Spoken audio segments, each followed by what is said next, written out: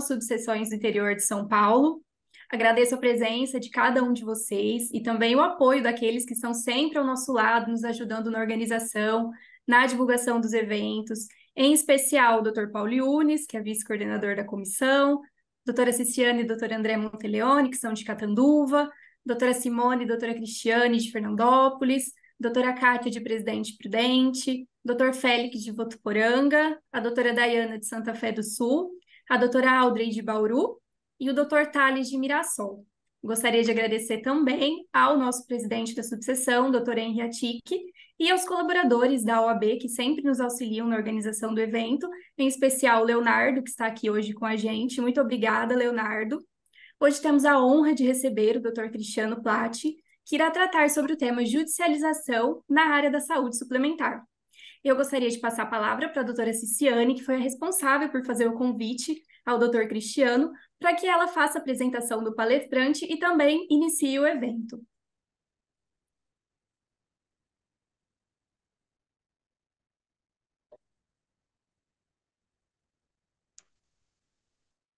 Ai, desculpa. Boa tarde a todos. Estava com meu microfone fechado.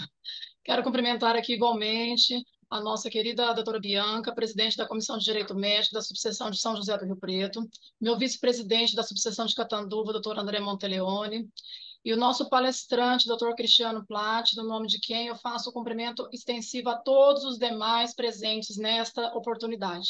É um prazer imenso estar aqui neste dia, neste evento, contando com a ilustre e brilhante palestra do Dr. Cristiano Platti, que, na verdade, é um grande amigo de muitos anos, né, da Comissão de Direito Médico da OAB de São Paulo, da Seccional de São Paulo, e eu estou aqui incumbida de fazer a apresentação do Dr. Cristiano.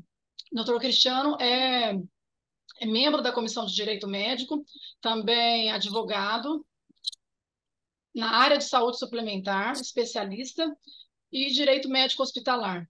O Dr. Cristiano Platti é sócio do escritório Platti Advogados Associados, com experiência há mais de 20 anos na prestação de serviços para empresas e profissionais da área de saúde, e principalmente voltado para a saúde suplementar.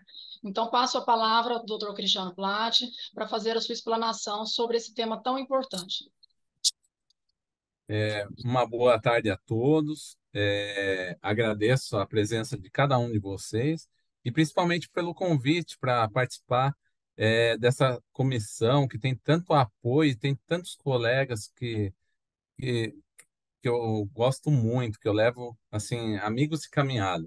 Me foi confiado aqui falar sobre judicialização na área da saúde suplementar. Mas antes de tudo, eu queria abordar com todos vocês como é que está o atual panorama da saúde suplementar no Brasil. E eu inicio passando para vocês que a saúde privada hoje, ela responde pela geração de 4,7 milhões de empregos. Planos de saúde são responsáveis hoje pelo atendimento de 50 milhões de brasileiros. Atualmente existem 676 operadoras no país. Houve uma redução, para quem acompanha a área, houve uma redução drástica. Nós tínhamos mais de 1.000 operadoras, chegando a quase 2.000. E essa fonte aí que eu trago é do IES. Trago ainda para vocês que hoje cerca de 420 mil médicos atendem pelo plano de saúde. E 83% da receita dos principais hospitais privados hoje no Brasil, a receita ela vem dos planos de saúde, 83% da receita. Cerca de 173 mil estabelecimentos de saúde, entre hospitais, consultórios, clínicas, atendem planos de saúde hoje no Brasil. Trazendo informação do mapa assistencial da ANS 2022, nós temos que os planos de saúde proporcionaram a realização de 1,8 bilhões de procedimentos, entre eles consultas, exames, internações, terapias e cirurgias para os beneficiários. E, voltando aqui, hoje, que é uma informação muito importante, além de ter tido uma redução drástica de operadora, 676 operadoras hoje médicas no país, mais da metade são empresas de pequeno porte. Essa informação ela é muito importante para passar aqui para vocês, tendo em vista a continuidade aqui da palestra. E quando falamos em plano de saúde, saúde suplementar, uma situação que é muito importante é como que se dá, né, a receita do plano de saúde, né? Que temos os beneficiários que contribuem, né, ao fundo mútuo, e o principal fator que nós temos é a sinistralidade. O que é a sinistralidade? É um indicativo ali da área da saúde suplementar, em que mostra as contraprestações, né, as receitas que entram para as operadoras frente às despesas, que são aquela utilização de exames, consultas, internações, medicamentos, cirurgias. E nós temos essa informação muito importante para ter uma ideia do panorama atual na saúde suplementar, que é o quê? Que no segundo semestre de 2023, a taxa de sinistralidade dos planos de saúde foi de 87,9%. E para aqueles que são um bom advogado e não matemático como eu fiz um exemplo aqui para mostrar para vocês o que representa isso na prática. Representa que a cada R$ 100 dos custos da operadora, R$ 87,90 foram destinados ao pagamento de despesas assistenciais. Você vê que a margem de lucro é pequena, apesar do que é colocado das grandes operadoras, e aí nós estamos falando no geral, não só aquelas maiores, né, que vão na mídia, que levam as suas ações na bolsa, né? Nós estamos falando aí de operadoras de planos normais, tal como as cooperativas médicas e demais, que na maioria são pequenas. Nós temos esse outro fator muito importante quando se fala em saúde suplementar, que é o rol de procedimentos e eventos da saúde, tão falado nas mídias aí atualmente, né?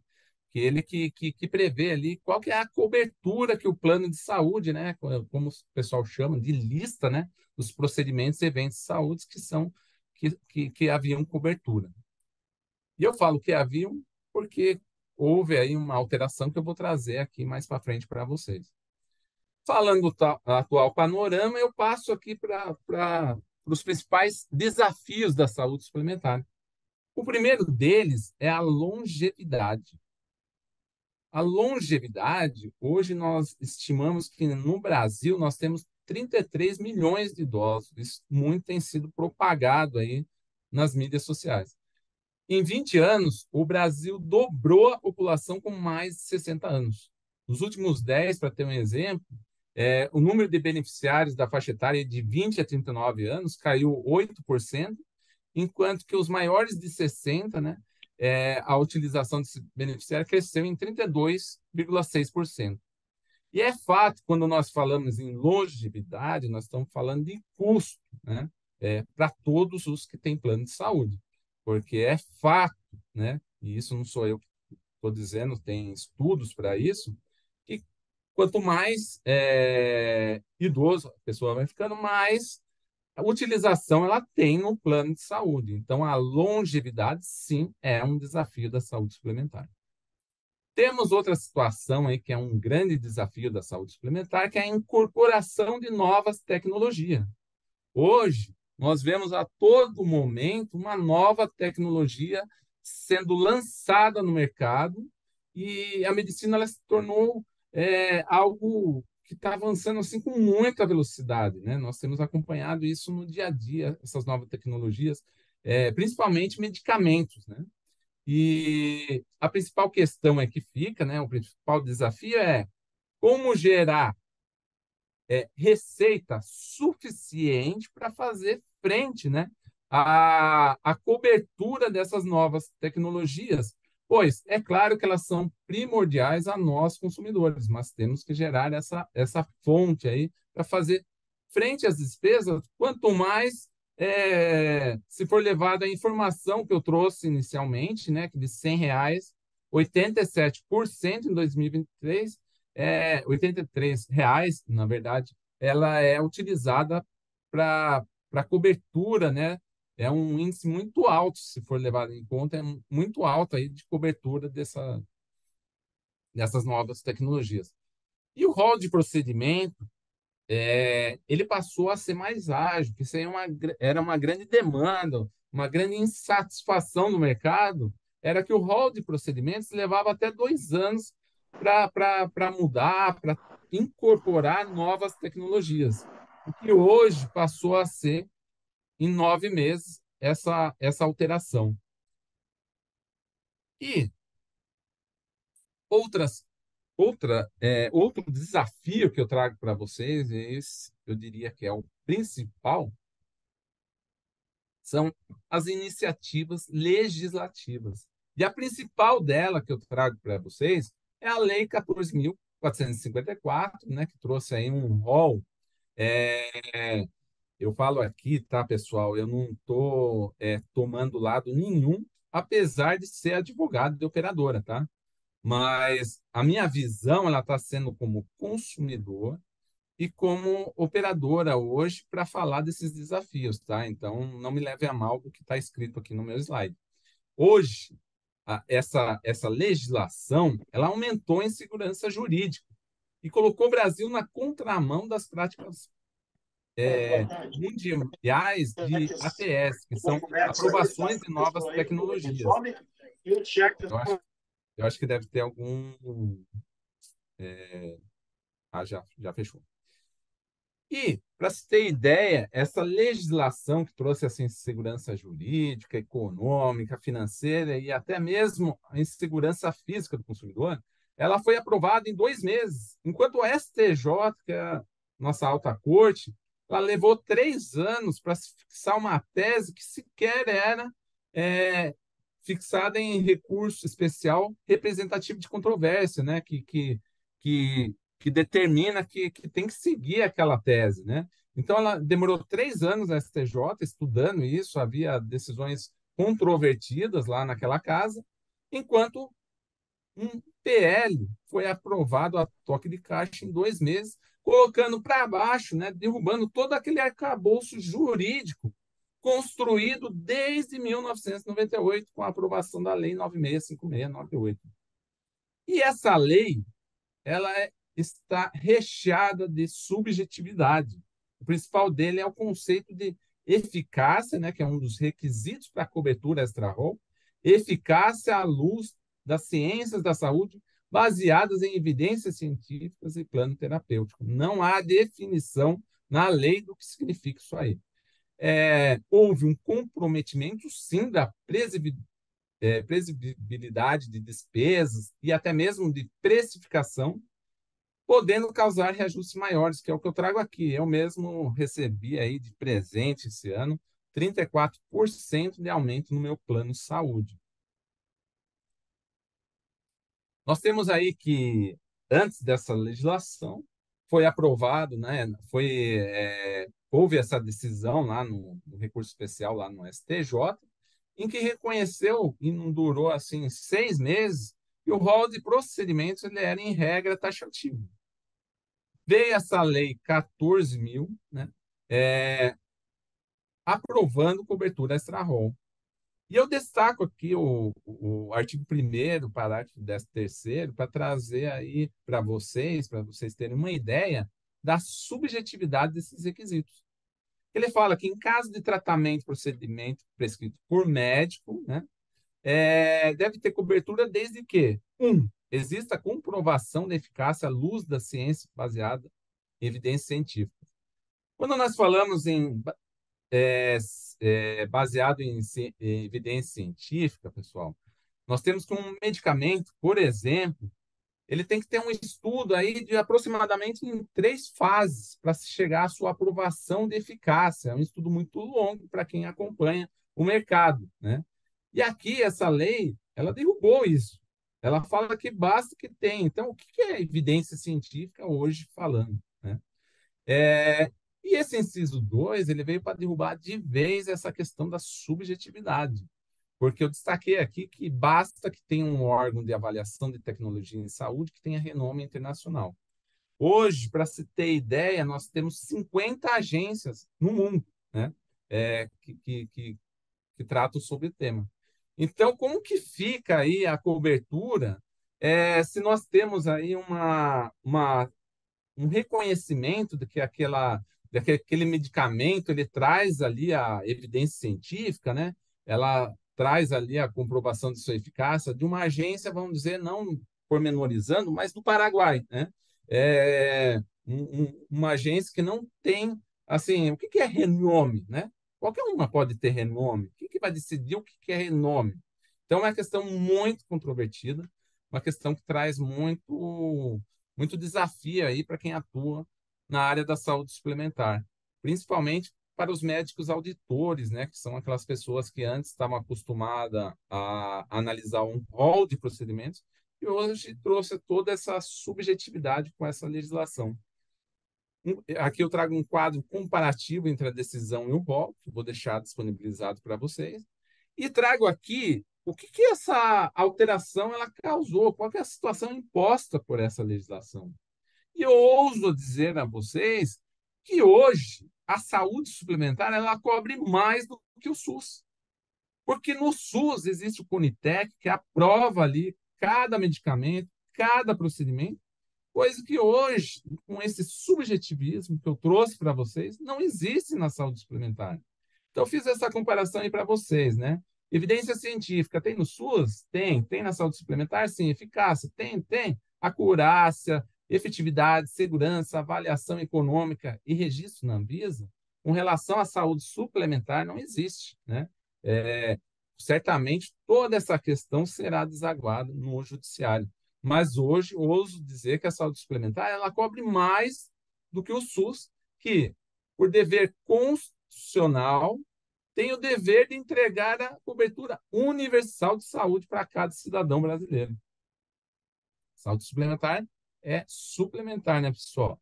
É essa abordagem que eu trago aqui para vocês. E com essa subjetividade trazida aí nessa legislação, o que que causou aí no meio, né, da saúde suplementar? A ANS, ela buscou, né, solução no Ministério da Saúde para regulamentar essa legislação, né? Eu trouxe até aqui para vocês, né, que ela fala ali que não cabe a ela disciplinar, né, sobre essa legislação, né? E e ficou dito por não dito, pois até hoje nós não temos uma legislação aí para definir, né, para normatizar o que está nessa lei subjetiva. A associação, a Unidas, por meio do doutor e outros advogados, um grande amigo aí de caminhada do doutor, ela ingressou com essa ADI 7265, né, para discutir, entre outros, né, a irregularidade dessa lei e essa subjetividade aí que eu trago para vocês, mas eu já adianto, assim, por acompanhar essa ADI, que já existe um parecer lá da Procuradoria falando que ela não é inconstitucional. Então, certamente, essa legislação ficará no mercado do jeito que foi aprovado, né? Aqui é só trecho da notícia, mostrando o que eu falei, né? Quais são os temas abordados, né, na ADI. E questão assim de 6 meses após essa aprovação da alteração do rol de procedimentos com essa legislação aprovada a toque de caixa, veio essa notícia aí da cobertura, né, da inclusão do Zolgensma, um dos medicamentos mais caros do mundo. Ele custa 6,4 milhões, né? E foi incorporado, né, no SUS, primeiramente. E eu trago aqui, eu destaquei o trecho dessa notícia para vocês entenderem, que essa legislação aí, ela alterou a Lei 9656 com relação à inclusão de novas tecnologias. E ela disciplinou que, no artigo 10, no parágrafo 10 aí dessa legislação, qual que foi a alteração muito importante? Que, aprovado no SUS, a inclusão ela se dá de forma automática em até 60 dias no rol de procedimentos da ANS. Então, ela não tem uma avaliação ali pela ANS, né, se tem efetividade ou não. Basta ser aprovada a tecnologia no SUS que a inclusão se dá de forma automática em até 60 dias no rol de procedimentos, né? E foi dessa forma que o Zolgensma ele foi incluído no rol de procedimentos após a aprovação no SUS. E eu trago um parecer muito interessante para vocês, até em forma de crítica, né? Da Procuradoria da ANS. Esse parecer ele é muito importante por quê? Porque, como eu disse naquela matéria, ela falou que não cabe a ela disciplinar essas lacunas impostas pela legislação. E, com isso, ela foi buscar um parecer da Procuradoria. E a Procuradoria, além de dizer isso, ela veio trazer ali a impossibilidade de fiscalização e de aplicação de multa quando o procedimento for extra-rol. É o que está valendo, tá, pessoal, perante a ANS. E aí eu trago aqui as principais perguntas que eu trouxe aqui para vocês. Um instituto muito importante na saúde suplementar é a junta médica, e que ela não se aplica, né, na questão quando envolve extra-rol dessa legislação. A PROGE, ela entendeu que o rol permanece taxativo, né? Quando pergunta para ela o que é eficácia, luz baseada em evidência, ela fala que não é competência dela definir isso aí. E ela responde que quem tem que resolver isso aí é o presidente da República, né? Entre aspas, ela tira o corpo fora, porque ela fala, meu, eu não tenho que decidir isso aqui, essa situação, entre aspas, ela não reconhece aí dentro do arcabouço jurídico construído até hoje. E aí, o que ela vem fazendo, né? Existe a notificação de investigação preliminar, que é quando você quer fazer uma reclamação na ANS. E quando a NIP, essa notificação de investigação preliminar, ela é aberta com relação a procedimentos extra-rol, ela é arquivada pela ANS, pois ela entende que não tem competência ali para fiscalizar e nem penalizar. É o que está nesse parecer que eu deixo aí para vocês. A principal aí também, um dos principais, é claro, desafios, né, da saúde suplementar também é a judicialização. Eu trago aí, segundo o painel aí de estatísticas processuais de direito da saúde, né, o CNJ, em 2022, foram identificados cerca de 460 mil novos processos judiciais sobre saúde no Brasil e 164 mil sobre saúde suplementar. Os principais assuntos, os principais temas é fornecimento de medicamento, tratamento médico hospitalar, reajuste contratual e leitos hospitalares. Trago algumas informações importantes dentro desse desafio sobre judicialização, né? Eu dei uma entrevista aí para Futuro da Saúde, né? E participei junto com o diretor do CNJ, e foi constatado aí que no ano passado entraram essas 460 mil ações, né? E o CNJ ele apontou que a saúde suplementar foi o principal alvo aí nas questões judiciais. Essa matéria, ela é recente, né? E ela é muito importante aí para ter um panorama do Tribunal de Justiça aqui de São Paulo, que ele está lançando aí uma iniciativa de conciliação entre as operadoras, né? Segundo dados do Tribunal de Justiça, nessa matéria lá atrás, nos 5 primeiros meses desse ano foram ajuizadas 8.440 ações contra planos, média de um processo a cada 25 minutos. E o que chamou a atenção do Tribunal de Justiça também foi o alto índice de processos em que operadoras são vencidas. Para quem atua com plano, sabe dizer que no Tribunal de Justiça, né, quem é legalista, né, você não consegue fazer valer os direitos ali da operadora sequer de ter uma perícia ou de ter uma instrução ali processual, né? É, e essa matéria ela é muito interessante. Eles foram atrás das principais associações, né, para que pudesse trazer esse projeto de conciliação. Serve tanto antes do ajuizamento como para depois, né? É, e eles constatam, né, que a judicialização ela custa assim não só é, das operadoras, né, de plano de saúde, mas como para o próprio beneficiário, para o próprio consumidor. E a conciliação eles veem como a melhor oportunidade de solução ali dessas demandas. O Tribunal de Justiça ele tem investido nisso. E aqui eu trago uma matéria importante também, em que eu concedi entrevista, dentro dessa questão aí do rol de procedimentos, que tem sido muito discutido. Uma questão é o zoogesmo e outra é o cannabis, né? E tem uma questão muito importante lá no STJ, que será decidido, que será e que suspendeu as ações que envolvem a autorização para importação e até mesmo cultivo aí do cannabis, está suspensa essa questão, que eles estão tentando ali uma solução por conta ali da Convenção sobre Substâncias, né, psicotrópicas, tráfico ilícito de entorpecentes. Então, tem toda uma briga ali de legislação que será decidida nesse recurso especial. E, enquanto isso, não se pode, né, ter a importação e cultivo, né, das variedades ali do cannabis, né? É claro que é uma discussão muito importante, porque é claro que também tem o lado aí que tem comprovação, né, da eficácia do cannabis.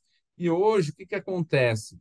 Não tendo essa autorização, o medicamento, e hoje não é medicamento, ele sai muito mais caro aí com a importação. Então, quando for decidido isso aí, será um tema muito importante para todos os consumidores, operadores em geral. Essa notícia aqui eu trago para vocês por quê? Porque uma coisa é plano de saúde, né? Negar procedimento para consumidor. Outra é essa informação aqui dos hospitais privados reclamando de glosas, né? Que hoje nós temos glosas aí de um valor de 2,3 bilhões em aberto aí com os hospitais privados. Isso me chamou bastante atenção. Por quê? Porque uma coisa é você glosar procedimento aí para o beneficiário. Outra coisa é você não pagar, né? Sobre a justificativa de glosa, né? Que são discutíveis, é claro, são glosas contratuais previstas em contrato e você não pagar 2,3 bilhões para os prestadores de serviço. Será que a situação está boa, né? Isso que me veio na cabeça aí com relação aos planos de saúde. E falando aí em questão legislativa, nós temos esse deputado Duarte, né? Ele apresentou um relatório para mudar as regras de reajuste, né? Que eu falei que eu recebi 34% aqui, nos planos de saúde coletivos. E hoje existe uma diferença, existe o plano individual, e quem disciplina o índice, né, de reajuste é a ANS. Já os coletivos não, são previstos em contrato, existe a questão da sinistralidade, que eu abordei para vocês, existe um índice ali que é aplicado em caso de sinistralidade, né, para ver ali a, a questão da receita, do quem está entrando, que está saindo, né, para ver uma segurança econômica e financeira no contrato. E esse deputado ele está trazendo novas regras e tentando aprovar esse PL. É uma nova discussão que está aí, que eu trago para vocês. Hoje, o Conselho Nacional de Justiça, ele adota várias ações aí para auxiliar na judicialização. A primeira delas, pessoal, é a criação do Natijus.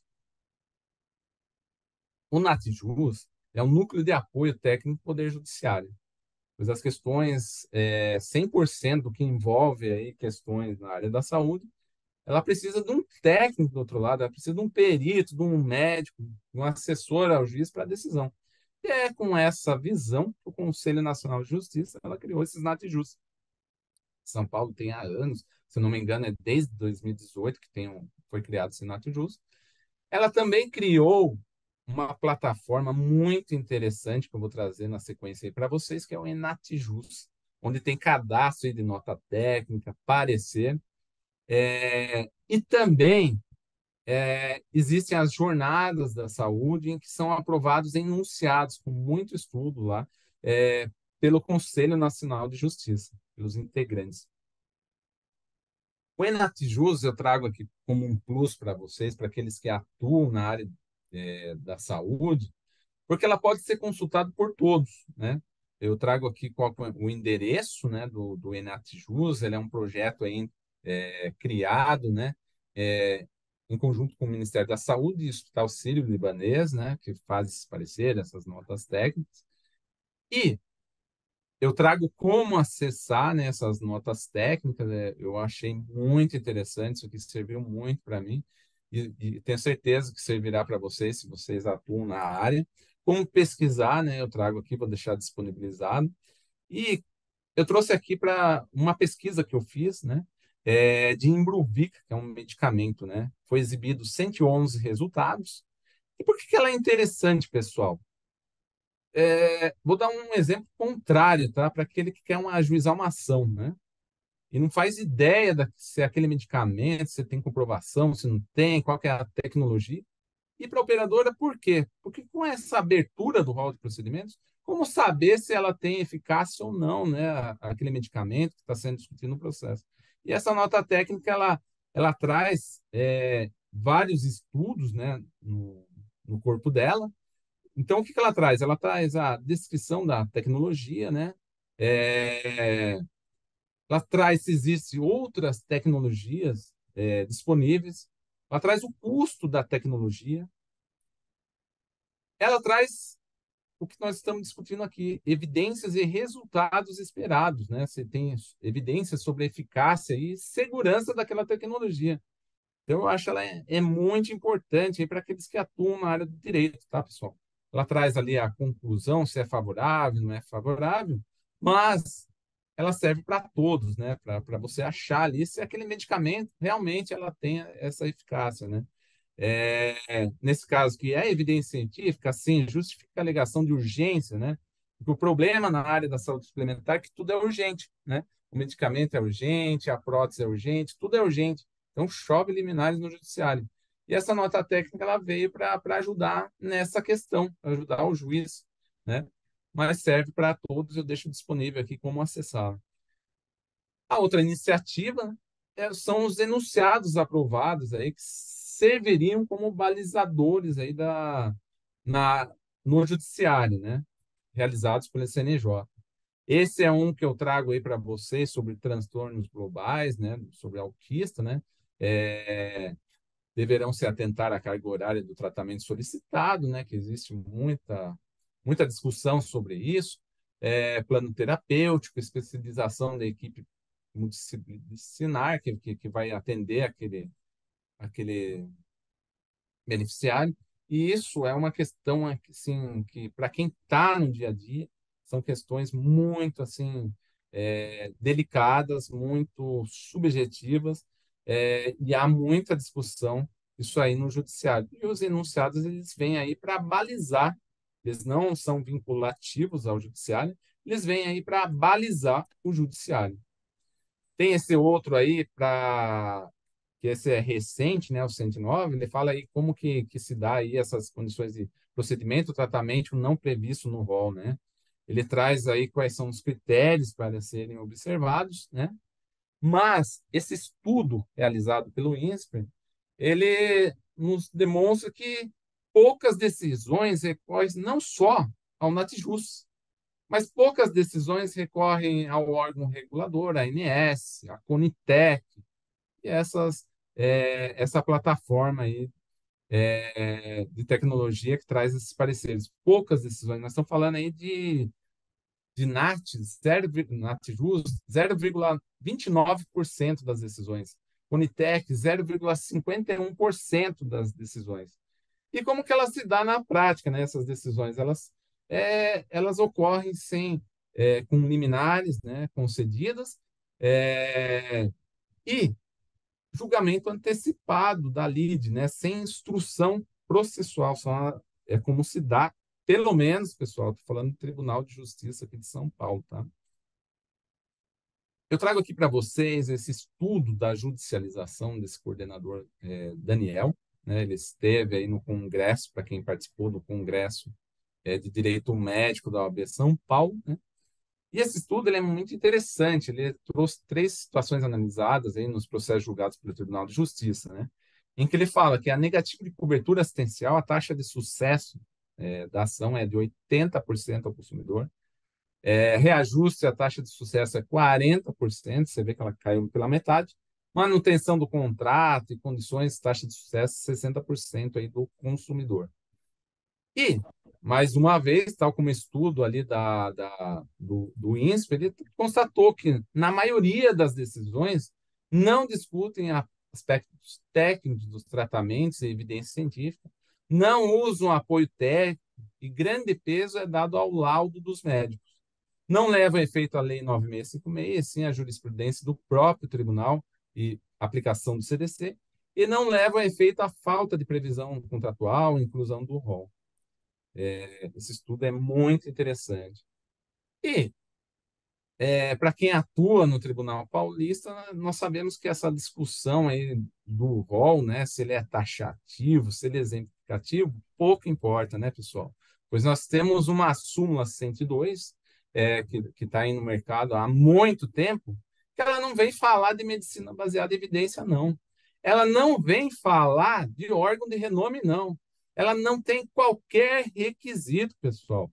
E quando eu falo em requisito, eu estou falando como consumidor, aquele consumidor que vai consumir uma nova tecnologia, e o kit Covid está aí para mostrar para nós, durante a pandemia, que existia, né, uma agência lá fora que reconhecia a efetividade, e no meio da pandemia deixou de ter a tal da eficácia, efetividade, pois existem, tal como eu falei, graus de estudo para aprovação, seja de medicamento, seja de procedimento, e nós temos uma fosfotamina também, né, pessoal? Que tem eficácia, não tem? O STF pôs uma pá de cal lá em cima, falando que não tinha eficácia nenhuma. É uma decisão muito legal da STF, posso deixar depois disponibilizado para vocês. E por que eu estou falando tudo isso, né, pessoal? Porque nós estamos falando que a súmula 102, ela fala que é abusiva negativa de cobertura sobre o argumento de natureza experimental, né? Quando nós estamos falando de experimental, então não precisa ter eficácia, não precisa ter medicina baseada em evidência, não precisa ter órgão de renome, né? Basta relatório médico, talvez. É isso que eu trago aqui para chamar a atenção de vocês, né? E aí eu volto a dizer, a cobertura universal na saúde suplementar, é isso que nós estamos falando aqui com essa súmula, né? E como ficam aí os tratamentos surpresa, sem limites, né, para pagamento, né? Não é à toa que nós estamos recebendo aí um aumento tão expressivo nos planos de saúde. Como que eles vão precificar o produto, vão precificar o que eles vão cobrir? Não fica totalmente vendido para isso, né, pessoal? E aí eu trago algumas súmulas, né, do Tribunal Paulista, havendo expressa indicação médica de home care, é abusiva a cláusula de exclusão, é abusiva a cláusula contratual que limita o tempo de internação, né, do segurado, implantação de stent quando o contrato é anterior, 9656, é abusivo, não prevalece negativo de cobertura, doenças e lesões pré-existentes, né? E trago essa 302 também, é abusiva a cláusula contratual do plano de saúde, que limita o tempo de internação hospitalar do segurado, e aplica-se o CDC aos contratos de plano de saúde, salvo aqueles que são as autogestões, né, pessoal, que são aqueles planos de saúde criados para os funcionários das entidades públicas, né, tal como a CACI, por exemplo. Essas duas súmulas eu deixei de falar, mas elas são do STJ.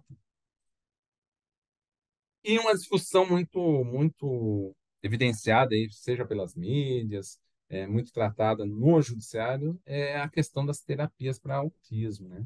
Eu trago esse parecer técnico aí da própria ANS, ela vem tratar ali a ecoterapia, hidroterapia, terapia com emprego de diversas especiais suítes, falando que não tem cobertura. Esse é o parecer técnico da ANS, né?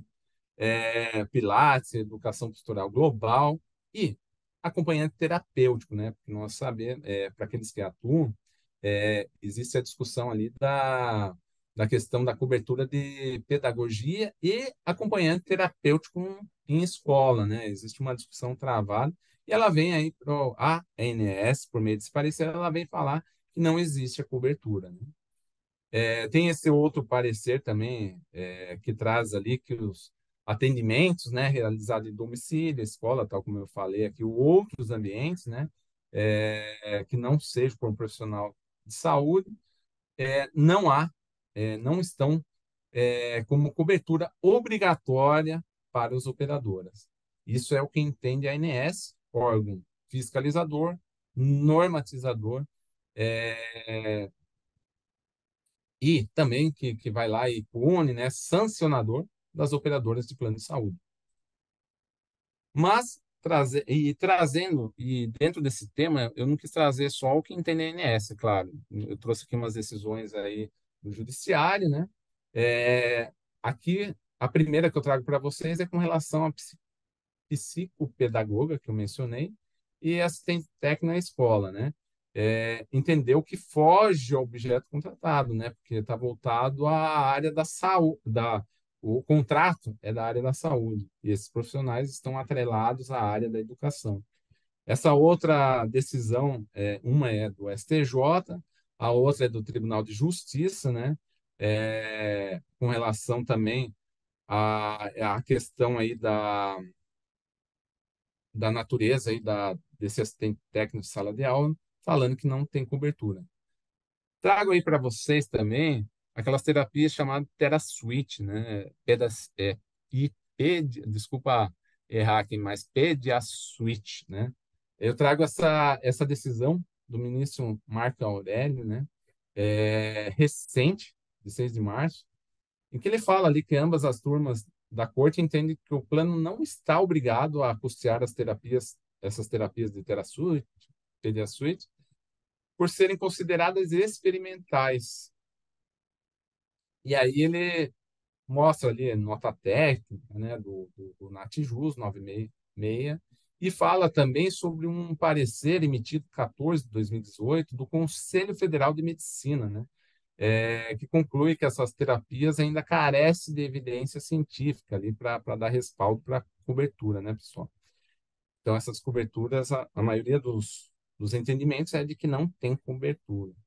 Mas, ainda dentro dessas terapias, né, nós temos a musicoterapia. E aí eu trago essa decisão também recente da nossa doutora ministra Nancy Andrighi, né, em que ela fala que a musicoterapia ela foi incluída na Política Nacional de Práticas Integrativas e Complementares no SUS e por isso tem cobertura. Ela traz essa portaria, o estudo realizado, e ela entende ao final que a musicoterapia ela tem sim cobertura. Outra questão, outra terapia tratada aí para abordar de uma forma ampla com vocês, né, que eu trouxe aqui também, é também da ministra Nancy Andrighi, a ecoterapia, né? A questão principal era a obrigatoriedade do plano cobrir ou não, né, a ecoterapia. E ela fala ali, né, que segundo a diretriz da ANS, aí tratava-se de paralisia cerebral, e é uma questão que é muito discutida também, porque nós não estamos falando de autismo, né? Não afasta a obrigação da operadora cobrir esse tratamento, né? E ela fala que na linha da manifestação do Conselho Federal, né, de Medicina e Conselho de Fisioterapia, foi editada essa legislação tratando do assunto, onde foi reconhecida a ecoterapia como um método de reabilitação, utilizando ali o cavalo em abordagem interdisciplinar. Então, ela deu pela situação favorável da cobertura, tendo em vista esses estudos em cima da ecoterapia. E aqui continua essa mesma decisão, né? Uma outra questão muito controvertida, e que eu trago essa decisão muito interessante, que eu utilizo nas minhas peças, né, pensando em plano de saúde, é sobre home care. E por que que ela é interessante, né, pessoal? Porque, a princípio, né, se não tiver constando em contrato, o tratamento home care, ele não tem cobertura, ele não tem obrigação ali pelo órgão regulador, né? Não existe uma legislação que obrigue a operadora a dar essa cobertura. Sabemos que no judiciário isso é, é totalmente contrário, né? É desconsiderado ali todo esse arcabouço jurídico. E nessa decisão do ministro Ricardo Vilas Boas, de 2015, ele fixou ali regras, né, para disciplinar quando há ali a necessidade, a cobertura. E eu destaquei aqui para vocês, deve haver condições estruturais da residência, né, para receber aquele tratamento. Deve ser avaliado a real necessidade do atendimento domiciliar, com verificação do quadro clínico do paciente. Deve ter ali a indicação do médico assistente, o relatório médico, a solicitação da família, né, a concordância da família, né? E ele traz uma questão aqui pouco observada pelo judiciário, que é a da não afetação do equilíbrio contratual, né? Está no contrato, como nas hipóteses em que o custo do atendimento domiciliar por dia não supera o custo diário em hospital. Eu achei muito interessante essa decisão e é por isso que eu trago para vocês, porque é o único acórdão que eu vi que ele fixa ali diretrizes, né? E até mesmo para a realização ali de uma perícia, para ver se aquele tratamento ele é efetivo ou não, se ele vai trazer efeito ou não, se ele é necessário ou não. E aí nós estamos falando de tratamento, seja home care, seja no autismo, seja em medicamento, que tem que ser ali uma prótese, por exemplo, que tem que ser avaliado por técnicos para verificar ali se não é prejudicial para a saúde do próprio beneficiário, né? Pois eu já vi discussões aqui no escritório em que tinha tanta terapia ali para o autista que algumas, o médico da operadora falou, ó, vai fazer mal ali para aquele beneficiário, para aquele menor, né? Nós vamos ter que dar por força de decisão judicial, mas saiba que de efetividade, né, porque as decisões são 40, 50 horas de terapias, né, é praticamente uma escola em que o autista fica ali tendo essas aulas, né, e aí tem muita discussão nisso e muito é visto disso que por não ter um tratamento dentro do judiciário direcionado para ver ali até mesmo essa questão, está fazendo bem ali para o beneficiário receber aquela órtese, aquela prótese? A máfia das próteses levantou essa situação, né? Eu tive numa associação no Paraná de juízes que foi lá falado que realmente, né, teve pessoas, né, que receberam órtese assim na coluna, em que travou a coluna, em que isso podia ser resolvido de outra forma, né? Então, a segunda opinião não é importante, né? Basta um relatório médico e tudo acontece. É uma questão aí que tem todos os lados para uma boa discussão. Outro desafio aí da saúde suplementar, tão falada ultimamente, são as fraudes, né, pessoal? Hoje mesmo eu vi uma notícia, não deu tempo de trazer para vocês, mas eu passo para vocês, que o Ministério Público, né, ele ajuizou uma ação lá penal em face de um beneficiário que fraudou a declaração ali de doença de pré-existência, né? O Ministério Público atuando ali contra a declaração falsa do beneficiário. Eu achei muito interessante, uma pena que não deu tempo de trazer para vocês, mas eu posso disponibilizar para vocês. E alguns desafios aí, temos a desinformação da sociedade do que é fraude, né? Um exemplo bobo que qualquer um faz é pedir dois recibos ali. Quando você tem um plano que te dá em reembolso, você pede dois recibos, né? Na hora que você vai pagar a conta. Isso é fraude. Você tem direito a um reembolso só, um recibo só. Isso é muito praticado no mercado. A sofisticação da forma da atuação dos fraudadores, tem inúmeras situações que não dá tempo para trazer aqui para vocês, posso vir falar outro dia para vocês, associações criminosas, falhas na legislação que dificultam o enquadramento ali de uma penalização, né, de uma materialização, tipificação e punição ali para aquele fraudador, né? Hoje não existe, né, uma tipificação para quem frauda aí voltado na área da saúde suplementar. Eu trouxe também para vocês os principais temas discutidos nas casas superiores, no STF e no STJ. Esse primeiro, dever do Estado de fornecer medicamento não registrado pela Anvisa, né? A tese firmada é que o Estado não pode ser obrigado a fornecer medicamentos experimentais, né? A ausência de registro da Anvisa impede, como regra geral, o fornecimento de medicamento por decisão judicial. E eu estava aqui na Associação de Magistrado, numa palestra sobre exatamente esse tema, né? E eu indaguei do desembargador que estava fazendo a palestra, falei, tudo bem, mas como fica, né? Se o Estado ele não tem, né, fornecer um medicamento não registrado na Anvisa, como é que fica a súmula paulista pensando no setor público, né? Ele falou, no setor público não se aplica, agora na área privada, ela vai continuar aplicando. E aí eu pergunto, né, qual que é a segurança que você tem aí desse tratamento experimental? Mais uma vez eu trago essa situação aí para vocês, mas o Estado ele não tem que fornecer segundo essa tese do STF. Uma discussão muito também travada no judiciário para aqueles que atuam contra órgão público, né, contra o Estado, né, para obter medicamentos, procedimentos, é a responsabilidade dos entes federados. pois sempre há discussão de quem que vai responder, se é uma prefeitura, né, se é um município, se é o Estado, ou se é a própria União que vai pagar a conta daquele medicamento, do Zolgensma, por exemplo, né? Esse tema, 793, ele veio ali para fixar, o tema é responsabilidade solidária dos entes federados à saúde. E a tese firmada foi de que os entes da federação, em decorrência da competência comum, são solidariamente responsáveis nas demandas prestacionais na área da saúde. E aí fica a pergunta para você, né, pessoal? Aquelas comarcas pequenas do interior, né? Se cai um medicamento Zolgensma lá, né? Nós estamos falando de 5, 6 milhões, né?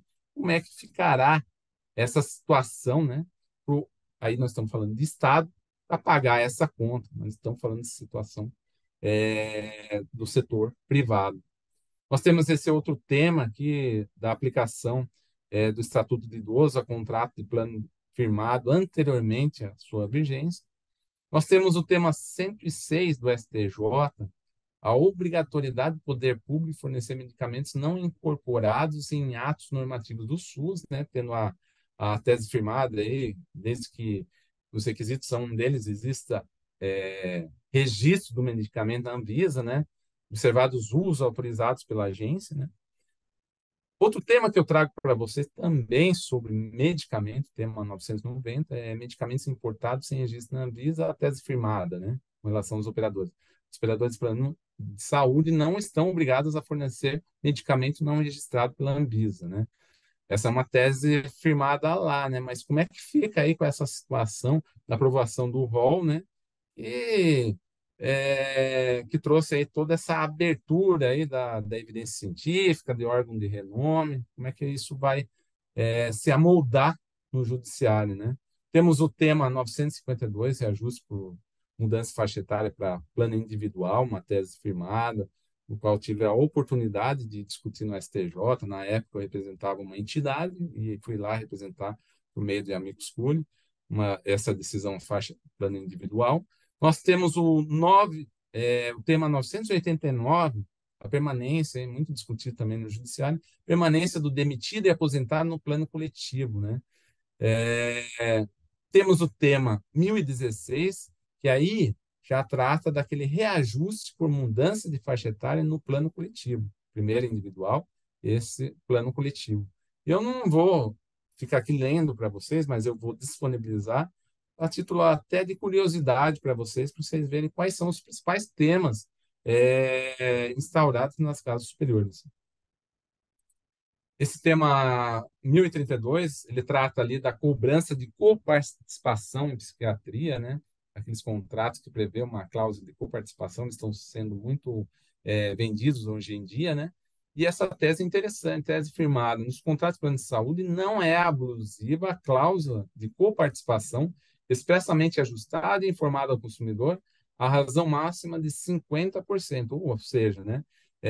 No caso superior ali, internação de 30 dias, a operadora ela pode aplicar até 50% ali de coparticipação, ou seja, ela paga 50% e o beneficiário paga os outros 50% para continuar naquela internação. Isso aqui é um outro tema também, tendo em vista o tamanho da tese, não vou abordar, mas fica aí disponível, condições assistenciais e de custeio de planos inativos.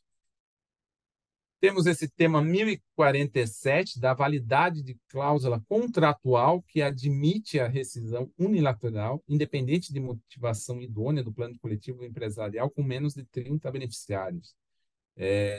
Não foi ainda firmado uma tese, até que eu saiba. 1067, ele trata ali da fertilização in vitro, né? Que a tese foi de que, salvo disposição contratual expressa, os planos de saúde não são obrigados a custear aquele tratamento médico de fertilização in vitro. Nós temos esse outro, que é o 1069, definição ali da obrigatoriedade de custeio de cirurgias plásticas em pacientes pós-cirurgia bariátrica, né? Existe ali uma discussão travada no judiciário há muito tempo, né? Se tem caráter reparadora, né? Ou se tem caráter estética, né? E essa tese é muito recente, foi firmada, né? Vale a pena eu ler aqui para vocês. O primeiro é que é de cobertura obrigatória pelos planos de saúde a cirurgia plástica de caráter reparador ou funcional indicada pelo médico assistente em paciente pós-cirurgia bariátrica, visto ser parte decorrente do tratamento da obesidade mórbida. Então, aqui nós estamos tratando aquela cirurgia reparadora, né, pessoal? Não estética. E, havendo dúvidas justificadas e razoáveis quanto ao caráter estético, né, da cirurgia plástica, pode utilizar o procedimento da junta médica. Essa questão aqui, pessoal, ela já era difundida, né? A questão da junta médica, ela já um instituto a favor ali da operadora, né? Então, ele veio aqui para dizer o mais do mesmo, né? Que ela pode se utilizar. Mas o que mais importa aqui é esse final que eu trago aqui para vocês, né, pessoal? Que em caso de parecer desfavorável ali naquela junta, a indicação clínica do médico assistente não vincula ao julgador, quer dizer, então, assim, essa junta aí, ela foi validada, mas ao mesmo tempo aí, vamos ver como vai ser tratado caso a caso, né? Ela não tem efeito vinculante, né? Só o tempo vai dizer como que a jurisprudência vai se amoldar. Mas pelo menos, né? Pensando em plano de saúde, que é a minha atuação, ela trouxe aí uma validação à junta médica, que até hoje não era reconhecido no judiciário, principalmente aqui no Tribunal Paulista. O tema 1082, pessoal, ele traz ali sobre a rescisão unilateral do contrato enquanto pendente tratamento do beneficiário acometido por doença grave. Isso acontece muito, né, pessoal?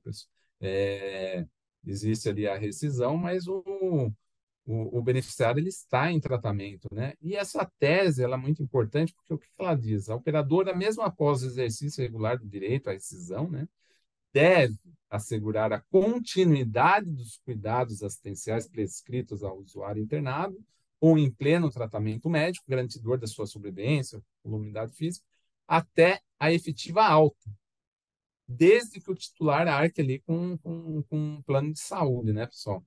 Isso aqui é importante, até mesmo assim, no dia a dia da operadora, porque antes o que, que acontecia?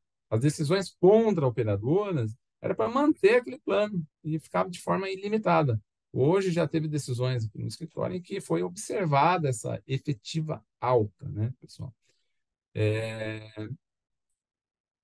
E aí, eu já vou para as minhas conclusões, fico aberto a debates, né, a conversar com todos vocês aqui presentes. A conclusão, essa aqui é uma visão que eu tenho, e é uma provocação, na verdade, tá, pessoal? Estaria o Estado, representado por seus três poderes, uma verdadeira queda de braço? Três poderes, né? Legislativo, é ele que elabora a lei. É ele que aprovou a lei 14.000 a toque de caixa, uma lei subjetiva. O judiciário, eu aplico as leis, né? Mas eu não reconheço as leis de quem? Da ANS. Quem é a ANS? Executivo. Que caberia a ela administrar.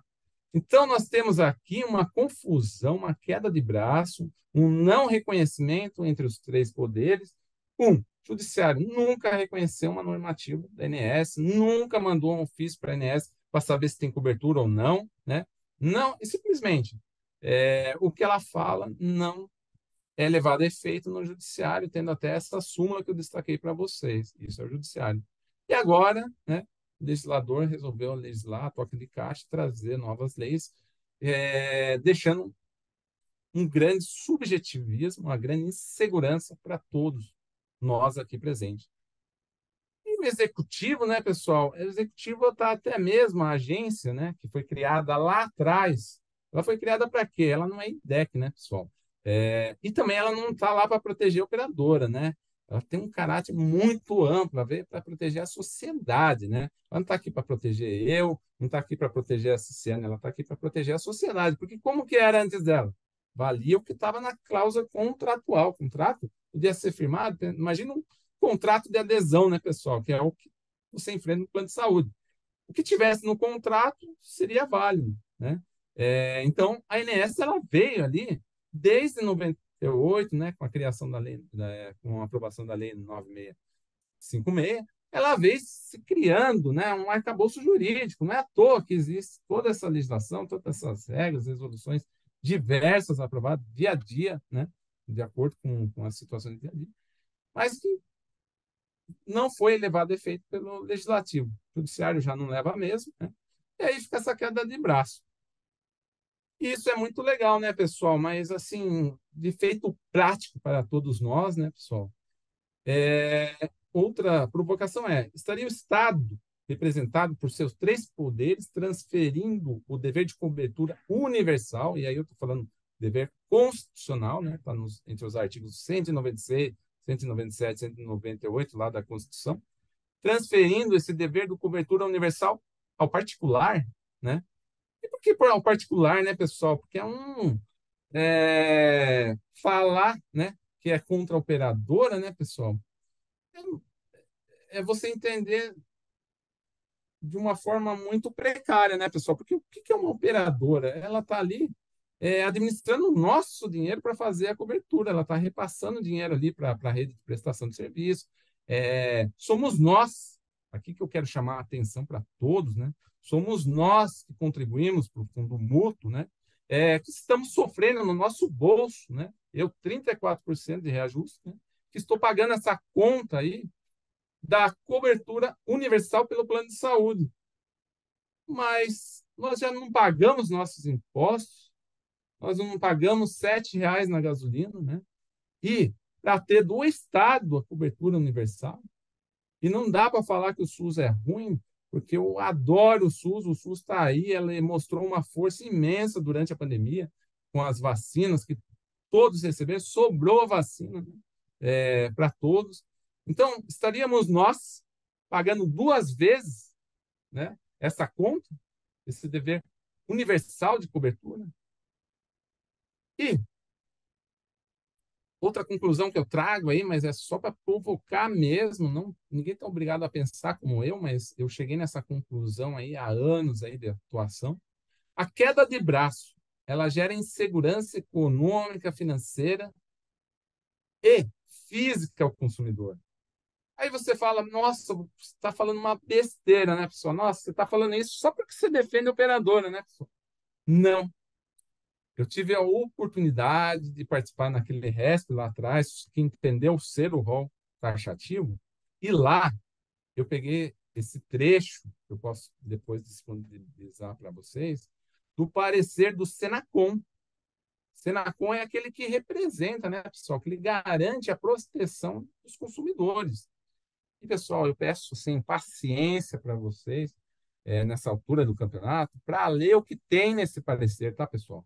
Porque indagado lá pelo judiciário ao Senacom, que protege nós consumidores, se o rol ele é meramente exemplificativo, o que ele falou, pessoal? Não é possível falar em cobertura mínima sem a definição dos limites do que seja esse mínimo. Até porque o funcionamento dos planos de saúde tem como característica fundamental mutualidade, de modo a oferecer preços acessíveis aos grupos de beneficiários e consumidores. Sem ter a clareza a respeito do universo que compõe a cobertura, que hoje está aberto, né? Aberta a porteira, tudo pode, né? É impossível mensurar os custos associados a tal cobertura. Impossível estabelecer parâmetros claros de precificação individual coletiva para os beneficiários. E aí ele traz ali o que eu estou falando, nós não estamos falando só em custo, né, pessoal? E isso é ele falando, é o órgão que representa o consumidor falando, né, pessoal? Além disso, ela impõe a necessidade da avaliação dos procedimentos a serem realizados por meio de critérios técnicos e econômicos, sem os quais o procedimento não seria incluído no rol. Torná-lo meramente exemplificativo reduziria esses critérios e, olha que interessante, né, pessoal? Seria um risco para a saúde dos beneficiários. É o entendimento do Senacom, né, do órgão que representa nós, consumidores que estamos aqui presentes, que acredito que todos temos plano de saúde. Então, essa queda de braço, ela gera ou não essa insegurança? O Senacom vem dizer que sim. E as conclusões aqui para cada um de nós refletirmos quem se beneficia dessa queda de braço? Porque falar que foi incluído o extra-rol é bacana. Mas e na hora ali da situação ali física da pessoa, ali numa prótese desnecessária, de um medicamento que não teve estudo do kit COVID, da fosfotamina, você utilizando aquilo porque não teve um estudo, né? Não teve um estudo eficaz, você utilizando daquilo, achando que aquilo está resolvendo o teu problema, né? Quem que se beneficia dessa queda de braço, né? E quem que se beneficia também no lado financeiro, né, pessoal? 34% para mim representa muito, né, pessoal? Como é que vai ficar daqui para frente com essa velocidade do rol, né, taxativo, que tem hoje a inclusão a cada 6 meses, automático, né, e com essas coberturas extra-rol, que vai dizer para o judiciário, que a INSS não vai avaliar, vai desaguar no judiciário, quem se beneficia dessa queda de braço, porque nós estamos ali pagando a conta do mesmo jeito. Como resolver, a pergunta que fica, a insegurança jurídica, regulatória, econômica, financeira, provocada por essa queda de braço do Estado representado por seus poderes, que a princípio, pessoal, estariam ali para representar nós, consumidores. Então, eu trago aqui para finalizar, né? A judicialização ela tem sido um dos maiores desafios da saúde, e aí não estou falando só da saúde suplementar, não. Aqueles que atuam no setor público sabem também os desafios que têm sido enfrentados, mas principalmente saúde suplementar. Os custos, né, da judicialização lá impactam todo o sistema de saúde e compromete a previsibilidade das despesas assistenciais. E existe, pessoal, não dá para fugir disso aqui, não dá para sentar uma súmula. Existem temas complexos, e é isso eu escutei de desembargadores dentro de uma associação, em que falaram: eu decido uma liminar ligando para minha esposa, que é médica, se aquilo tem urgência ou não. Se ela disser que tem urgência, né, eu dou essa liminar. E os outros falando: uma pena, né? Uma pena que eu não tenho uma esposa médica, né? Porque eu decido ali porque está no relatório médico que tem urgência, então tem urgência, acabou. Não precisa de uma segunda opinião, não precisa, né, de mais nada. E eu não estou aqui para falar mal de médico, não, tá, pessoal? Porque o próprio conselho de disciplina que fiscaliza a atividade dos médicos, eu não vou me recordar agora, ele tem uma resolução que trata sobre o tema. Ao invés dele falar junta médico, ele fala de arbitragem. Quando houver ali uma discussão entre médicos do que cabe, nada mais é do que uma segunda opinião que o próprio Conselho Federal de Medicina editou para falar que é importante uma segunda opinião, tá, pessoal? Então, fique claro aqui que eu não estou aqui falando de médico, não. É o próprio Conselho falando que é importante essa segunda opinião. E existem temas, voltando para o tema aqui, existem temas complexos que exigem profunda análise técnica, a perícia, ao meu ver, tá? Ao meu ver, a segunda opinião ela é muito importante para todos nós, não podendo dar ao relatório médico o poder soberano, né, como é dado hoje em dia, né? Senão, nós não estaríamos aqui discutindo sobre fraudes, né? Não estaríamos discutindo em máfias das próteses, né? Está aí na mídia para todos verem. A adoção das cautelas certamente afastará, dessas cautelas que eu trago para vocês, afastará a insegurança física, financeira de nós todos aqui, consumidores, que vão falar a verdade, né, pessoal? Nós somos atores principais, pois somos nós que pagamos toda essa conta dessa queda de braço do Estado, representado por seus 3 poderes. E assim eu deixo o meu contato para todos vocês. Encerro a minha fala, agradeço a paciência de todos aqueles que permaneceram até agora. E fico à disposição de vocês aí para abertura de discussão, de uma segunda opinião de vocês, do que vocês acharam de tudo que eu falei aqui para vocês, pessoal. Muito obrigado. Eu só não sei, deixa eu ver agora como que eu tiro a minha tela aqui, né? Para eu poder voltar em vocês.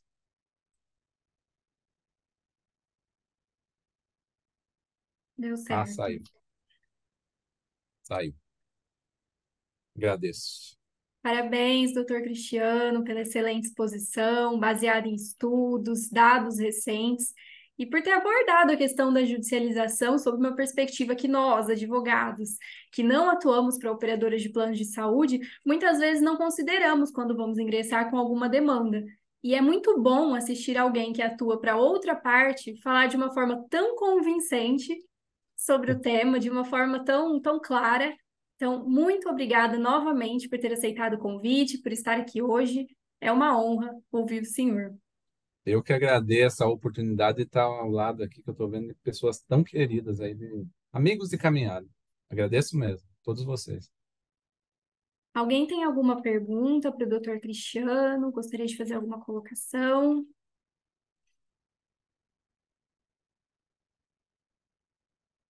Bom, é assim, né? Quando a palestra é muito clara, não resta dúvida, né? Então, ninguém tem perguntas para fazer para ele. Eu só vou fazer uma colocação aqui que eu vi que a doutora Carla, ela não é uma pergunta, ela fez uma observação, né? Ela colocou assim: ótimos pontos e reflexões. Pagamos duas vezes? E os impostos? E quem poderá manter um plano de saúde privado nos próximos anos? Como será a assistência ao paciente no país? Então, fica aí mais essa reflexão, né? Eu agradeço, espero que tenham realmente gostado, né? Porque quando não vem pergunta, das duas, uma, né? Ou foi muito ruim, né? O pessoal tá louco para ir embora, Não, ou foi realmente eu consegui excelente. elucidar a matéria e é isso, eu fico à disposição mesmo, tá, pessoal? Agradeço. Eu gostaria de passar a palavra agora para o Dr. Paulo Yunes, para ele fazer algumas considerações e depois para encerrar o evento. Bom, obrigado, Bianca. Queria agradecer a presença de todos também. Agradecer a palestra fantástica aí do Dr. Cristiano, né? Ele está bem por dentro aí do assunto, atua há muitos anos na área. A gente acompanha as redes sociais e vê que está sempre frequentando os congressos e tudo mais aí relacionado ao direito médico. Cada vez que a gente vê uma palestra sobre participa, né, de uma palestra sobre judicialização da saúde, às vezes a gente pensa assim, poxa, esse tema, de novo, né? Só que toda vez que a gente assiste, tem alguma coisa nova, né? E uma das coisas novas que sempre me assustam são os números, né? E o Cristiano trouxe aí para a gente o aumento dos números é algo assim considerável, né? A gente acredita sempre que um dia possa diminuir, né? Mas o número de ações só aumenta, né? Apesar de todo o empenho, toda a capacidade de resolução de problemas, todo o conhecimento, né, que vem sendo empregado pelos advogados, principalmente, na tentativa de resolver essas questões, né, que vão surgindo aí no dia a dia. Apesar de tudo isso, o volume é muito grande, né?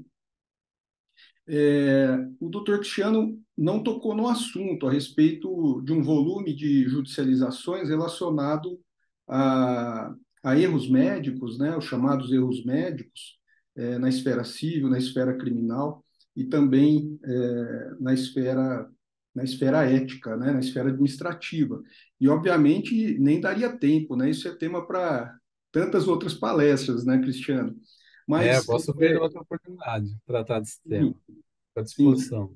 Não, claro, com certeza. Eu só queria te perguntar o seguinte: parece-me que tinha um projeto ano passado, um projeto de lei relacionado à autonomia do médico, né? E eu queria saber, no contexto da saúde suplementar, né? Porque a gente vê hoje os planos de saúde tentando sobreviver, né? Verticalizando ao máximo, buscando alternativas, né? Porque o custo realmente é muito alto. E a gente vê um descontentamento muitas vezes quando há fusões, quando há compras, né, e vendas de planos de saúde para outras empresas, para outros grupos. A gente vê um descontentamento muito grande dos profissionais, né, no sentido de que eles perdem ou perderiam alguma autonomia, né, na hora de estabelecer o procedimento, a escolha de próteses, enfim, né, medicamentos, etc. e tal. Então, queria ver a sua visão sobre isso, Cristiano, mas queria te parabenizar realmente aí por ter esgotado, né, o tema que foi proposto. Agradeço, viu, Paulo? Muito obrigado pela pergunta. Como que eu vejo, tá? Eu vejo a mesma situação nós, né? Como advogados. Nós temos uma legislação que respalda a nossa autonomia, né? E muitas vezes não é observada pelo aquele mau empregador, né? E que isso todo mundo está suscetível. Mas se eu for falar eu, profissionalmente, eu já recusei de assinar coisas que eu não concordava. Eu estava empregado, dependia para pagar minha conta, dependia sim. E aí, quando você me faz essa pergunta, a minha pergunta volta para todos aqui presentes, né? Nós temos uma legislação, nós temos uma pejotização dentro da casa há muito tempo, falando de trabalhista, né? Advogados pejotizados, que só agora foi validado com alteração de legislação e tudo mais. Se isso existe ou não, eu nunca me deparei, tá? Deve existir, porque se na nossa casa, que nós defendemos a legislação, ela existe, quiçá por um médico, né? Que existe, sim, a autonomia, existem aqueles que dependem para pagar a conta, sim, né? Eu vi vários advogados assinando coisas que não deviam. E existe aqueles médicos que estão ali, dependendo da operadora, a operadora é a única da região ali que tem ali os prestadores. Eu acredito sim que deve passar por isso, mas eu nunca tive essa vivência. Agora eu falaria se eu tivesse nessa condição. Eu ia embora, porque eu acredito no que eu faço, né? Eu acredito no que eu estudo. Não é à toa que eu estou aqui hoje em dia, né? Não é à toa que cada um de nós estamos aqui, né? Cada um tem o seu espaço. E a autonomia ela é essencial para médico, para advogado. Só que, assim como tem maus advogados, não estou aqui citando nomes, existem sim, né? Existem advogados associados a associações criminosas, fraudadoras, ligadas à indústria farmacêutica e ligadas a, não vou dizer indústria, mas associações voltadas para o autismo, que está preocupado ali no interior, para ter uma ideia, 50 pau uma conta, é, que ninguém aqui de nós, quer dizer, eu falando, né? Porque de repente tem alguém que pagaria 50 mil na escola do filho, né? Mas eu, pelo menos, não. Eu vou até voltar atrás, né? Mas 50 mil para manter uma associação que tinha um CNPJ que o objeto era escolar. Um exemplo bobo, né? E a gente ficou sabendo e denunciou e tudo mais. Os médicos estavam ligados a essa associação para dar um relatório médico, já tinham o advogado que ia tratar da causa. Então, nós temos de tudo no mercado, né? Dá para fazer um novo webinar só para tratar dessas situações que nós, que estamos há muito tempo, nos deparamos, né? Então, tem de tudo, né? E todo mundo hoje falando está insatisfeito, né? Eu acredito que é o único, assim, mas isso é visão minha, né? Que eu defendo. O único que está satisfeito hoje é a indústria, está aprovando, trazendo no mercado tudo que ela quer, sem estudo. Eu passei aqui para você. Eu acho que é a única que deve estar satisfeita, né? Porque falando de prestador de serviço, eu trouxe aqui a ANAP, né? Ela jogou na mídia que tem um débito lá de 2,8, desculpa aí se eu errar, bilhões em glose. E dessas gloses, nem sempre, se você observar a matéria, são justificadas. São simplesmente glosando, né, pessoal? Não é o que estou falando, está na matéria, né? Então, olhando tudo o que acontece, tudo é possível, né, pessoal? Mas aí, por que eu trouxe essas reflexões para todos vocês? Porque somos nós que representamos a sociedade. Eu tenho essa visão como advogado, sabe? Somos nós que defendemos o direito de cada um e de nós mesmos, né? Quando tolhidos no nosso direito. Então, cabe a cada um de nós que estamos aqui, eu sempre brinco com meus amigos, né, e eu me considero no meio de amigos, sair da caixa, observar o que a mídia fala, ir lá, sentar, ler o que a legislação da ANS fala, o que o entendimento da jurisprudência das cortes, né, que hoje tem muitas decisões voltadas à área de saúde, fala, e não assim, comprar o tudo que é falado na mídia. Isso é muito importante, principalmente para nós, né, pessoal? E é por isso que eu trago essa reflexão, porque eu vejo um absurdo acontecendo hoje, né? Você pagando SUS, imposto, R$ 7 na gasolina, e ao mesmo tempo pagando caro num plano de saúde, porque o SUS não dá conta, e amanhã, se eu não puder pagar, eu vou voltar para o SUS, né? Assim, o SUS vai me atender, se todos esses beneficiários que temos hoje, eu falei, hoje eu acho que são 50 milhões, né, de beneficiários, se ele for para o SUS, como é que o SUS vai dar conta? Não vai? São reflexões que eu trago, não é uma afirmação, não. mas são reflexões que eu tenho dentro comigo, no dia a dia de atuação, tá, pessoal? São reflexões que eu faço no dia a dia, sabe? E espero ter respondido, porque esse tema é algo intrigante para mim, eu adoro, eu fico horas aqui falando com vocês. E a autonomia do médico tem que ter, sim, mas o próprio CFM fala que cabe a arbitragem, né? Eu não trouxe aqui, eu posso passar para vocês a resolução, e cabe a arbitragem quando houver ali uma contrariedade entre o médico assistente, o médico da operadora, que define um médico desempatador, e que hoje, se for observar, né, assim, fazer uma analogia, o próprio STJ, nessa última decisão que eu trago aqui, ele validou a junta médica que é disciplinada por quem? Pela ANS, que é um órgão executivo e tudo mais, e aí dá para ir embora nesse tema aqui, né? Que é muito intrigante se for parar para pensar, né? Então, hoje, a autonomia tem que ser dado sim, é o médico que sabe tudo que está acontecendo ali, né? Mas não é importante uma segunda opinião, né? Eu, pelo menos, tenho medo de passar na porta do hospital, tá, pessoal? Assim, se o cara falar para eu operar, eu saio correndo, eu assumo a responsabilidade, vou perguntar 10 vezes. Eu não vou operar de primeiro, sendo bem sincero, tá, pessoal? Mas isso é opinião minha, tá? Então, é importante uma segunda opinião, porque essa autonomia máxima. Ué, cada um dos advogados que estão aqui der um parecer, o cara fala, não quero seu parecer, né? Não tem validade, vou procurar outro. Vai procurar outro, tem uma outra opinião, né? Eu acho que é importante, sim, a segunda opinião. E se não fosse importante, o CNJ, né? Nós estamos falando de CNJ. Quem que compõe o CNJ? Os ministros, pessoal. Se vocês forem ver a composição do CNJ, são os ministros. Espera-se que eles saibam alguma coisa de legislação. Espero que eles saibam alguma coisa sobre judicialização. E são eles que estão estudando para fazer todos esses enunciados, né? São eles que estão ali promovendo Natijus, Enatijus e tudo mais, para trazer algo de qualidade, de valor para o próprio judiciário, que nessas palestras fala que, como que eu vou decidir uma liminar? É a vida, né, do paciente contra a questão econômico-financeira. Mas será que ele está decidindo de forma correta, né? Fica a pergunta sempre, né? Desculpa me alongar, tá, pessoal? Imagina, Mas Cristiano, eu obrigado aí pela resposta. espero ter Ó, respondido. a nossa colega e sua amiga Simone Parreira quer te fazer alguma pergunta aí. Ih, não me Simone, complica aqui bem, não, Si, porque você está aqui para dar aula, pô. Não, não vou te Não está complicar, aqui para não. perguntar, não. Você está aqui para dar aula, pô. Pode falar. Bom, boa tarde a todos. Eu peguei o finalzinho da apresentação do Cris, queria aqui cumprimentá-lo, porque hoje o dia tá bombástico. Eu tô com só bomba atrás de bomba, né? Bomba, tiro, porrada de bomba aqui, né? Então tá um horror. Quero nem pensar. Mas queria cumprimentá-lo, parabenizá-lo, inclusive, pela apresentação.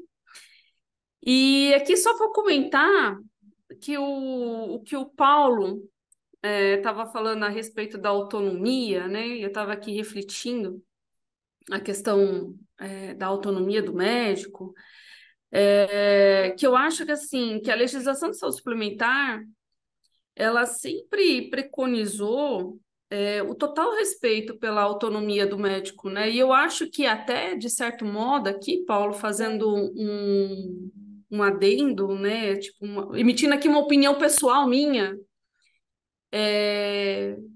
eu não sei se a gente está no caminho certo nesse sentido, tá? Por que que eu vou falar isso?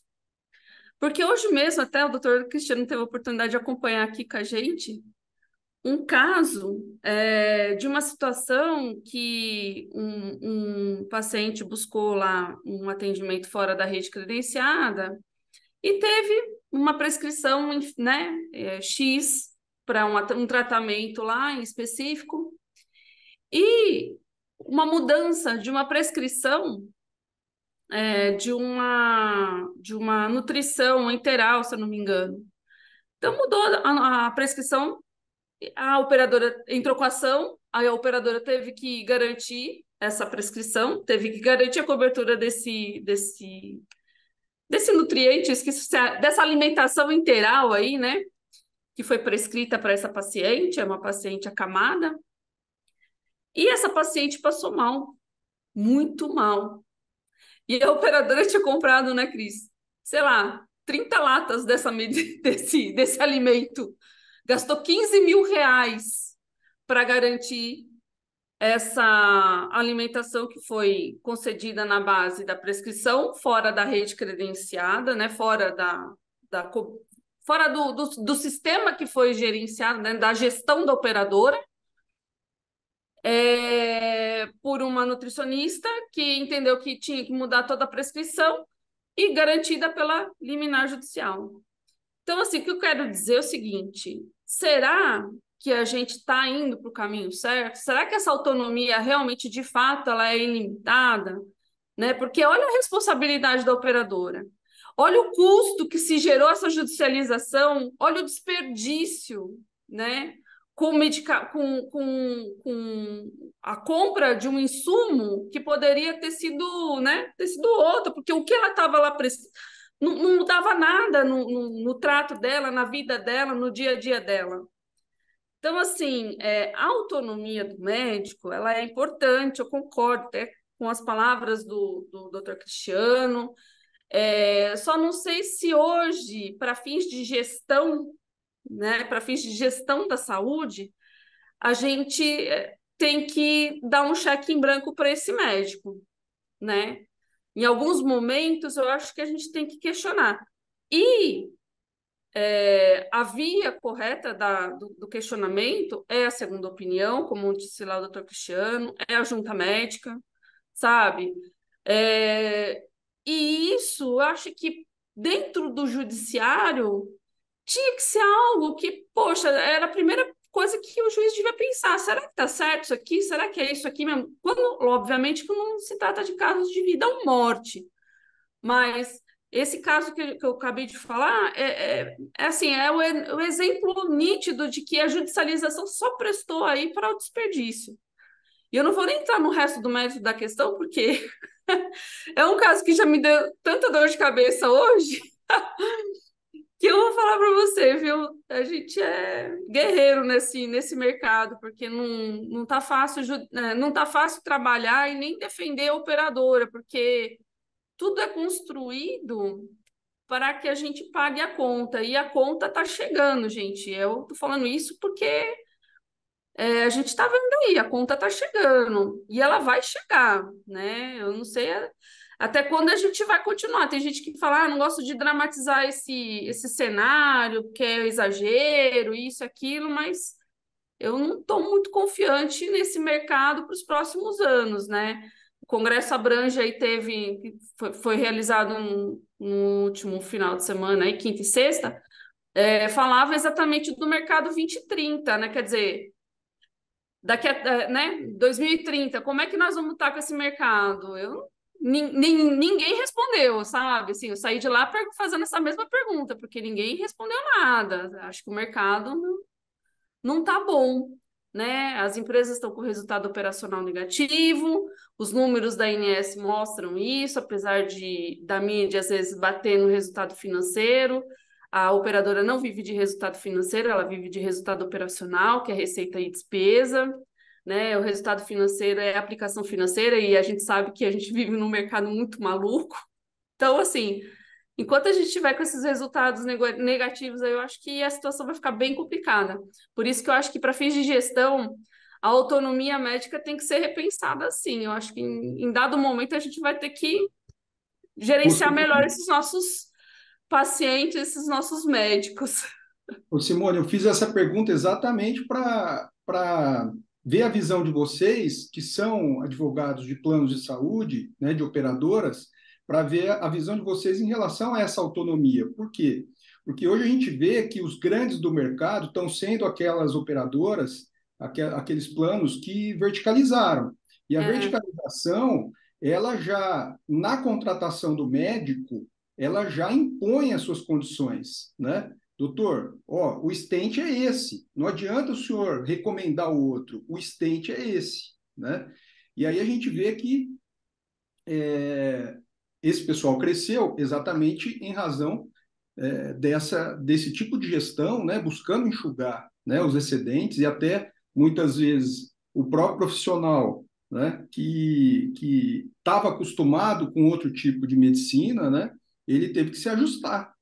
Então, eu vejo que é exatamente isso que vocês estão dizendo, né? Se não limitar essa autonomia, né? Lógico, uma autonomia que não comprometa, né, o serviço prestado, obviamente, né? E a Além, saúde também do paciente, né? exatamente, Porque é o que eu falei, às vezes a autonomia ela não é benéfica, né? Você vê, a própria nutricionista prescrever um trem sem nunca ter passado uma consulta presencial, ela fez uma consulta online, gente, sem nunca ter visto essa paciente, sem saber o histórico dessa paciente, mudar, né, a dieta dela porque tá na moda, ou porque, sei lá, ela recebeu uma recomendação da indústria, como bem colocou o doutor Cristiano aí, que a indústria, eu falo, nesse mercado, gente, a gente só está acostumado a bater na operadora.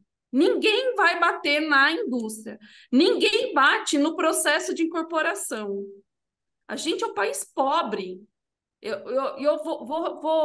vou copiar as falas da Vera Valente aqui.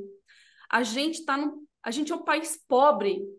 A gente é o país hoje que incorpora tecnologia da forma mais rápido que Inglaterra, que Canadá, que Estados Unidos. A gente incorpora a tecnologia em menos de 180 dias, acho que em alguns casos menos de 60 dias, sabe? Como é que nós, país pobre, né, vamos pagar essa conta? Não vamos pagar essa conta nunca. E ninguém bate na indústria farmacêutica, ninguém bate na indústria de uma forma geral. Por que para esses caras, vamos dizer assim, vamos falar, esses caras dentro da indústria, para entrar no nosso mercado no Brasil, eles entram e não tem, e assim, a gente tem que divulgar preço, então assim, eles trazem a tecnologia para cá e a gente tem que pagar mais caro que o pessoal do Canadá. Por que o pessoal do Canadá paga mais barato essa tecnologia lá? É que é o Brasil, né, doutora Simone? Sabe? É um absurdo. Não sabe por quê? Porque lá eles não têm a obrigação de publicizar preço na hora que eles incorporam a tecnologia. Aqui a gente tem a obrigação de publicizar preço. E ainda pior, a Anvisa dá autorização sem ter o preço definido pela CMED. Né? E a gente, como saúde suplementar, ainda paga ainda o diferencial, que a gente paga mais caro que o preço que é negociado, porque quando você incorpora na Conitec, que é o órgão de incorporação do SUS, lá eles são obrigados a negociar preço para incorporar no Conitec. Para incorporar na saúde suplementar, não. Então, assim, de qualquer forma, a gente que é beneficiário de plano de saúde, a gente paga mais caro. Por todos, como cidadão, a indústria trazendo a tecnologia, como incorporação. Então, assim, é um absurdo atrás de um absurdo. E isso ninguém fala nada, ninguém judicializa, sabe? Então, a gente está na situação que a gente está. Essa aqui é a verdade, né? Com relação à autonomia aí do médico, o que eu tenho vivenciado bastante é que os próprios auditores médicos das operadoras, eles estão de uma forma diferente, mais atentos a isso, né? Eles estão Sim. entrando em contato com o médico, indagando por que foi prescrito aquilo, se realmente é aquilo mesmo, buscando saúde baseada em evidência. Por que você não pediu isso, que está cientificamente comprovado, mas está pedindo isso? Eu tenho visto que os auditores médicos não são os mesmos daquela época que a gente tinha, doutora Simone. Eles estão É que bem hoje não. diferentes. É que hoje tá essa cobertura extra-rol tem que ir atrás, né? Agora, falando em auditor médico, né? A resposta do Paulo está no próprio CFM. Vamos falar, o que que o médico auditor faz? Não é uma segunda opinião? Fica a indagação, não é uma segunda opinião? Tem um capítulo inteiro, né, no Código de Ética Médica tratando do médico auditor, um capítulo só do médico auditor. Por quê? Ele tem Porque a é uma prerrogativa de segunda, discordar, né, da porque é uma, prescrição. nesse caso é uma segunda opinião, né, que ele vai trazer lá para o próprio médico e que a relação dele, por conta da autonomia do médico, ela tem que ser disciplinada passo a passo, o que pode e não pode, está no Código de Ética Médica. Então, o próprio conselho, se for parar para pensar, né, fazer uma reflexão, o próprio Conselho Federal, no próprio Código de Ética, ele fala em segunda opinião, um médico auditor. O próprio Conselho Federal emitiu uma resolução que traz ali a arbitragem. É uma segunda opinião. Então, a autonomia médica tem essa força toda que o judiciário dá no relatório médico. Eis a questão, nem o conselho fiscalizar eles dá essa autonomia para eles, se fizermos uma reflexão, né? Você vê que é uma mudança cultural, né, por parte do médico, para ele aceitar isso, né? E é difícil você Exato, lidar com isso, viu? É bem difícil. exato. Não, mas é assim. Pessoal, vamos agradecê-los aí. A Simone veio também aqui, enriqueceu bastante a palestra, mas os méritos são todos do Dr. Cristiano. A gente agradece a todos, agradece ao Dr. Cristiano aí pela vinda. A Bianca pediu para eu finalizar, por isso que eu já estou tomando a frente aqui. Obrigado a todos, bom descanso, até a próxima. Até uma boa Obrigada. noite a todos. Boa noite, obrigado. Tchau, tchau, Boa noite. pessoal.